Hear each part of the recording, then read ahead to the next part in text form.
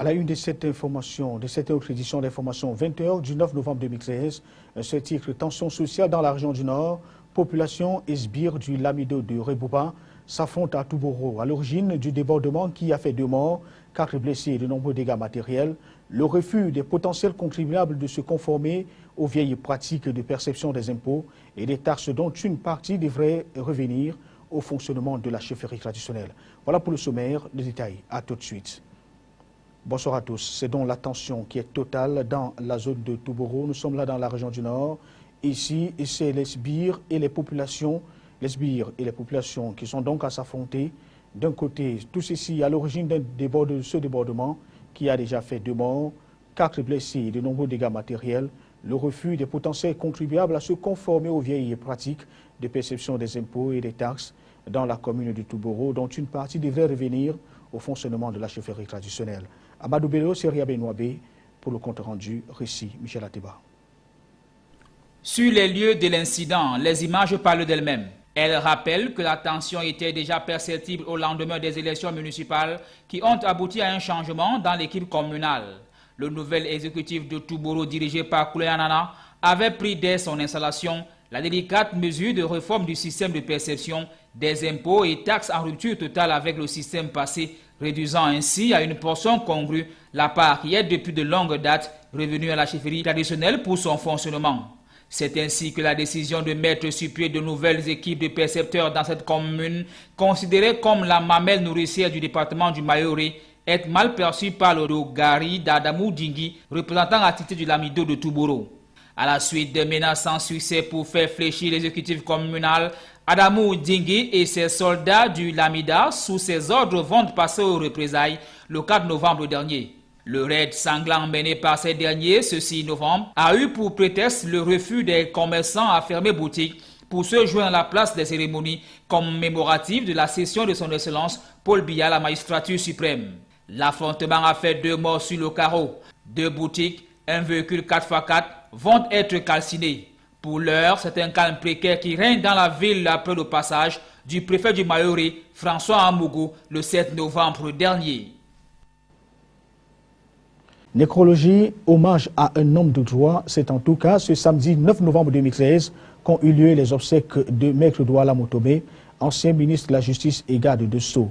Il faut dire que pour celui qui était également chef traditionnel de Bonangan, par Aquanor, c'est à la périphérie nord de la ville de Douala, les tam-tams ont résonné pour annoncer le deuil au village.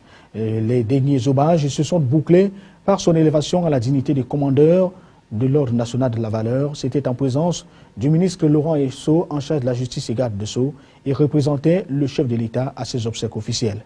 Les détails avec Serge Tetka et Josué Ngongan. Jamais auparavant, Bonangan n'avait accueilli du beau monde.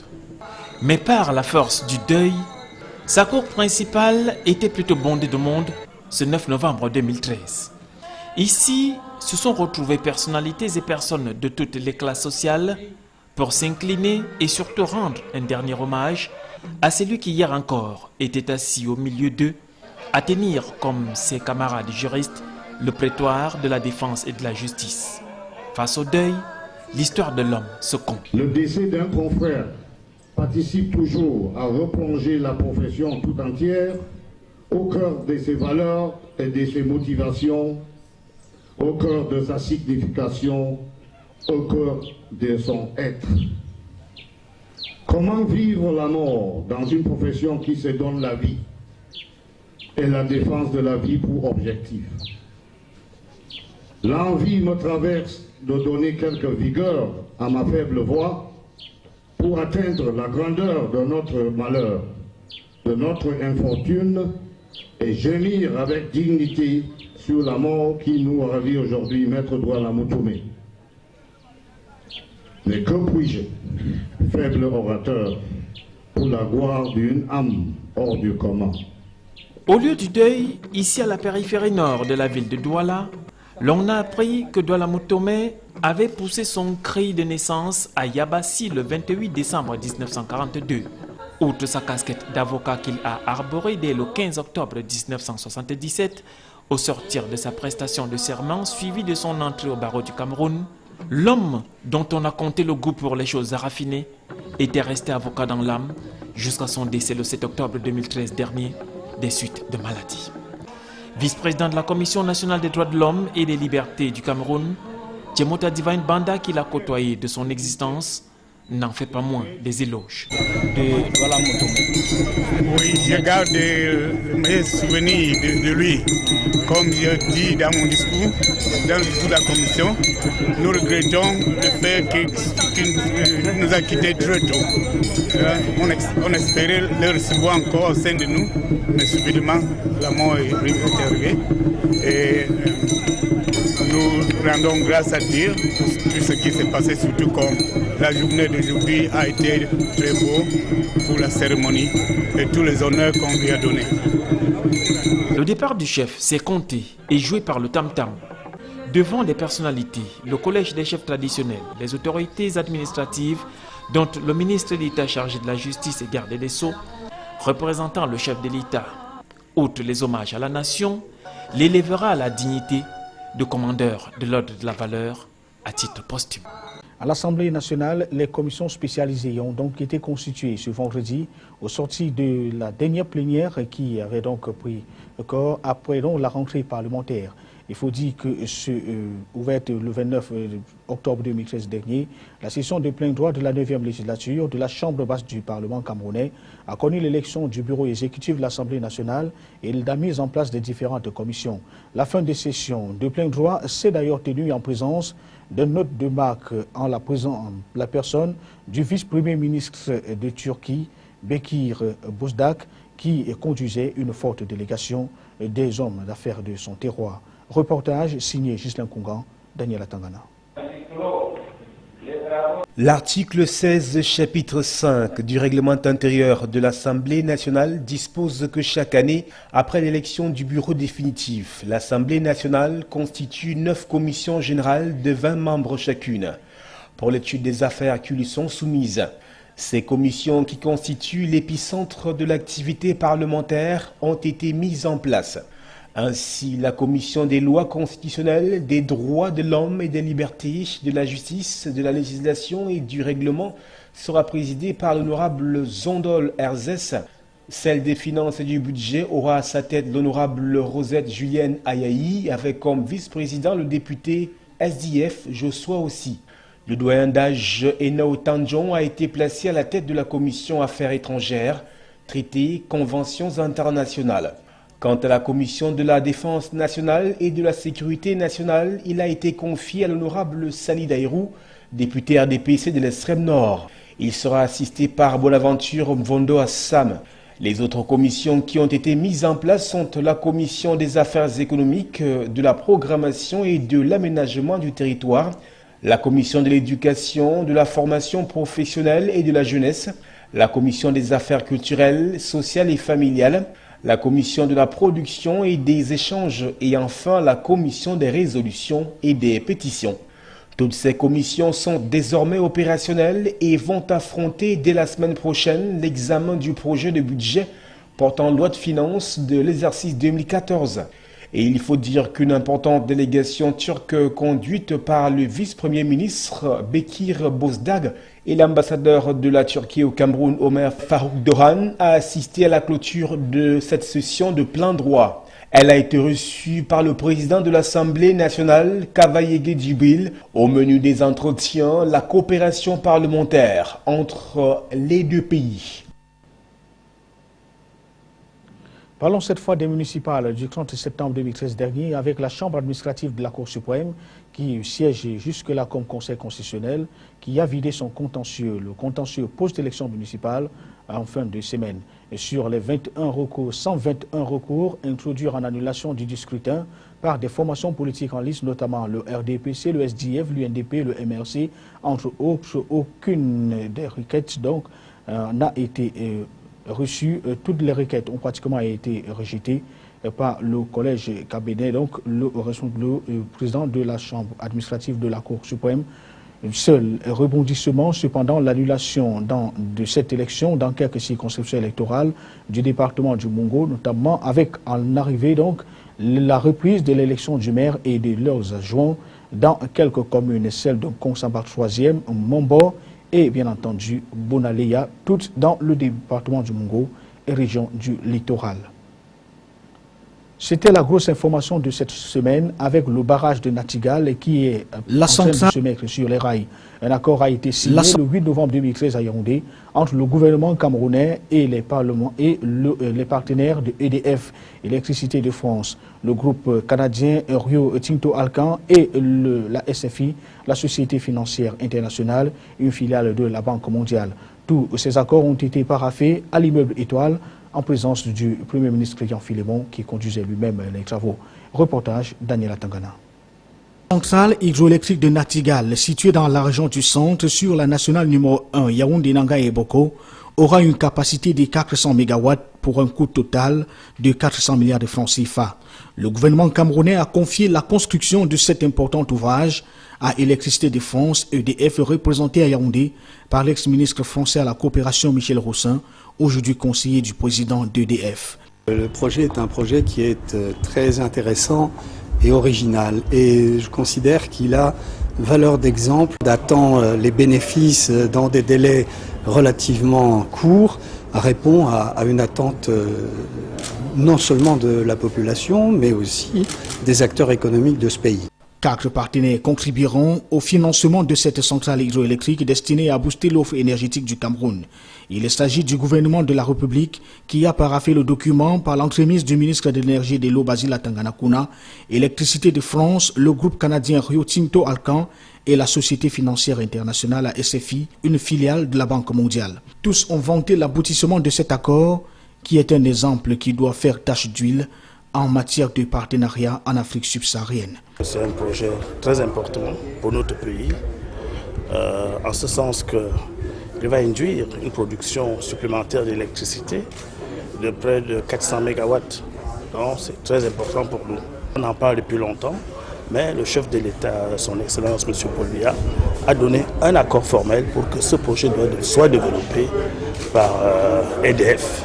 Après Lompangar dans la région de l'Est Cameroun et la centrale à gaz de Kribi, le barrage de Mevele dans le sud, ce 3e chantier des grandes réalisations dans son volet énergétique, montre ici toute la détermination de faire du Cameroun un pays émergent à l'horizon 2035.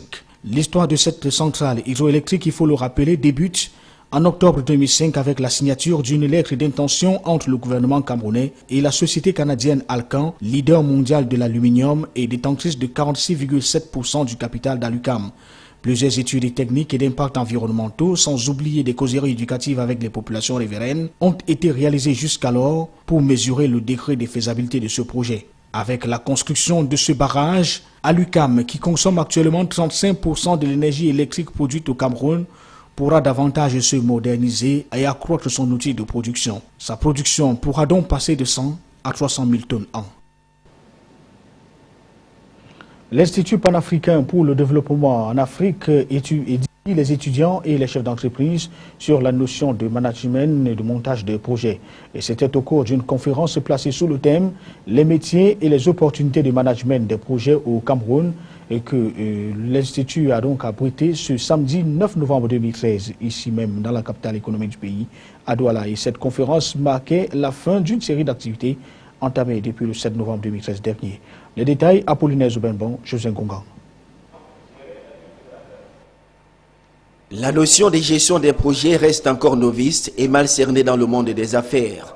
Et pourtant, le gestionnaire des projets joue un rôle prépondérant au sein d'une entreprise. Un gestionnaire de projet, c'est celui-là qui est, entre guillemets, l'artisan principal du succès qui est attendu du projet. C'est-à-dire que, j'allais dire, si je prenais l'exemple du football qui est cher à notre pays, un gestionnaire de projet. La notion de...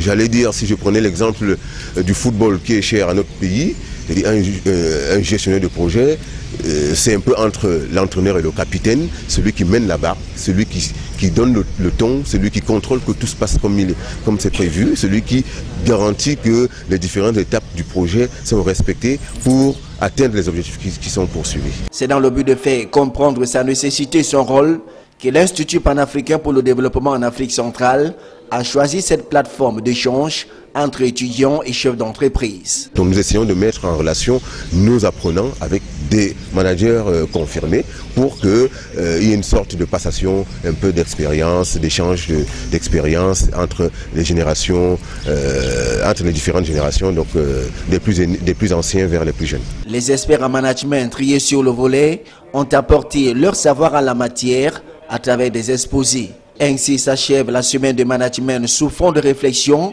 à l'Institut panafricain pour le développement à Douala. Promouvoir le rôle du médecin dans la gestion des systèmes de santé, c'est l'objectif même poursuivi par la conférence francophone des ordres de médecins qui vient de clore les travaux de sa 5e assemblée générale tenue à Douala du 7 au 9 du mois en cours.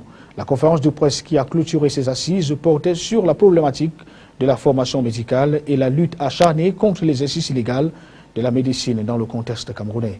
Venant d'Ormeau, Donald Anouza pour plus de précisions.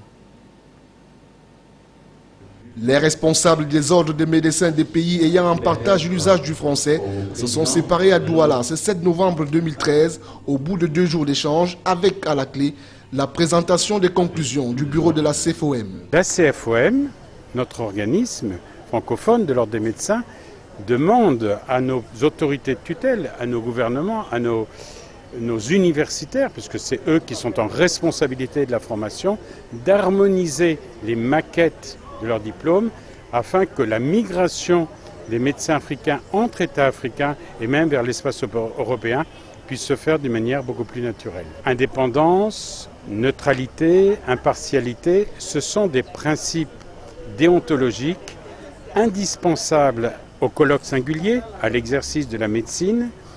Et ces principes d'indépendance, d'impartialité, de neutralité se doivent, à notre avis, d'être respectés par l'ensemble de nos autorités, nos gouvernements, nos politiques, nos militaires, ainsi que nos religions, afin que le médecin puisse exercer sa profession en toute indépendance. La 5e assemblée générale de la conférence francophone des ordres des médecins était aussi l'occasion pour le bureau sortant de dresser le bilan de ces 2 années de gestion. Je passe le témoin avec la satisfaction que après le Val de Grâce depuis 2006, nous sommes à la phase de croisière ou à la vitesse de croisière.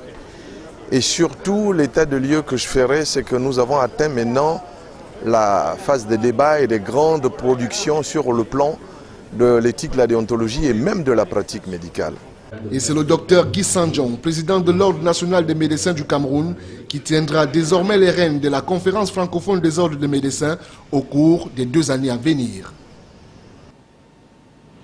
En santé, on parle de l'allaitement maternel qui est toujours au centre des préoccupations et une réunion de briefing régional de la 21e édition de la Semaine mondiale de l'allaitement maternel vient de se tenir à Garoua, dans la région du Nord Cameroun, sous le thème « Soutenir l'allaitement maternel aux côtés des mères ». Cette réunion a eu pour cadre la salle de conférence de la délégation régionale de la santé publique pour le Nord avec les responsables de santé des différentes associations et des hommes des médias.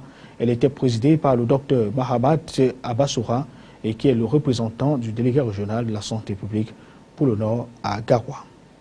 Dans cette édition des formations, on est à parler des Philippines avec le passage du typhon Haiyan qui pourrait avoir fait environ 1200 morts selon la Croix-Rouge locale. Et puis dans le domaine du nucléaire, les diplomates sont toujours en quête d'un accord sur le programme iranien. La position française est vivement critiquée. L'essentiel de l'actualité internationale, c'est avec la rédaction de C24. Mort aux Philippines après le passage d'un typhon. D'après la Croix-Rouge locale, plus de 300 autres victimes sont à déplorer à cause du typhon Haiyan, l'un des plus violents sur Terre, avec des vents de plus de 315 km/h.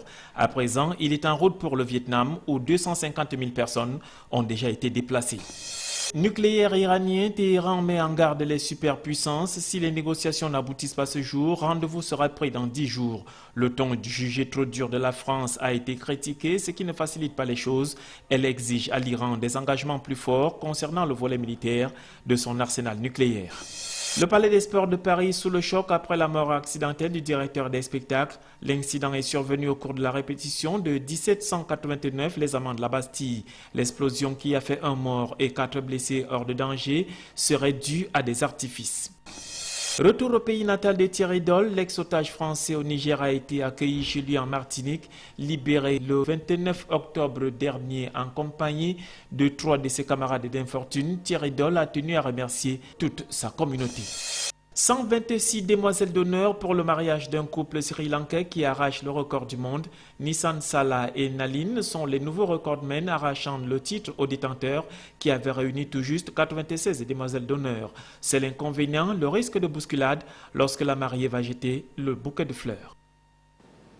Mesdames, Messieurs, c'est ici que nous mettons un terme à cette édition d'information sur Camus 24. L'information est en continu sur votre chaîne. Bonsoir.